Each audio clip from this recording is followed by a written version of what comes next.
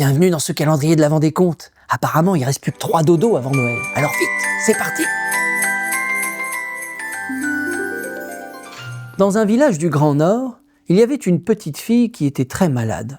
Tellement malade que ses parents étaient très inquiets, car aucune médecine ne marchait sur elle. En guise de dernière chance, on fit venir une vieille guérisseuse de très loin. La vieille guérisseuse mit son oreille contre la poitrine de la jeune fille pour écouter sa respiration. Ce n'est pas la respiration d'une jeune fille que j'entends, mais la respiration d'une petite renarde. Elle est fatiguée, esselée, dans le froid, elle court, et elle est prête à s'effondrer. Et si elle s'effondre, votre fille, elle aussi, s'effondrera. Il faut donc me la ramener, vivante. Le père, sans perdre un instant, va pour aller chercher la petite renarde. Il est accompagné par un groupe de chasseurs qui veulent l'aider, mais qui ne croient pas trop dans cette histoire bizarre. Et pendant des jours, ils utilisent toutes leurs rations, et ils marchent dans le froid. Pendant ce temps, la vieille guérisseuse continue à regarder les symptômes et à écouter surtout.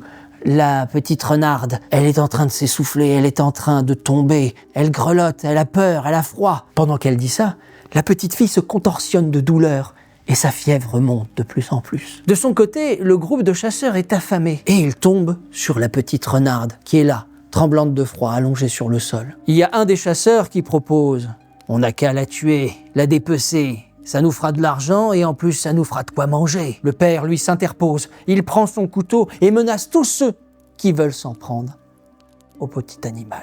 Il ramasse la petite renarde et il voit qu'elle est comme un petit sac d'os, toute frêle, toute froide. Il la ramène au village, auprès de la guérisseuse, qui la prend et la met près du feu sur de la fourrure. Il faut donner à boire à cette petite renarde et surtout que chaque membre du village sacrifie ses meilleurs morceaux de viande afin de la nourrir. Les chasseurs sont excédés.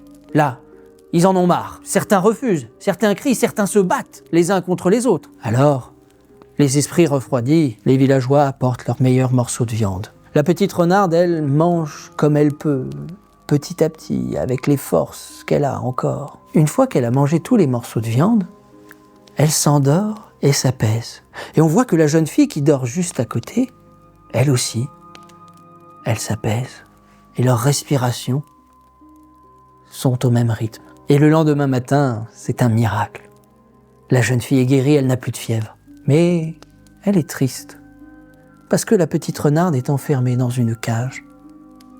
On ouvre alors la cage de la petite renarde, on la laisse courir dehors, libre, dans la neige. La petite fille alors sourit. Les parents remercient chaleureusement la vieille guérisseuse. Mais la vieille guérisseuse les regarde et elle dit « Mais qui a guéri l'autre? Est-ce la petite renarde ou la petite fille ?» À demain pour un nouveau conte.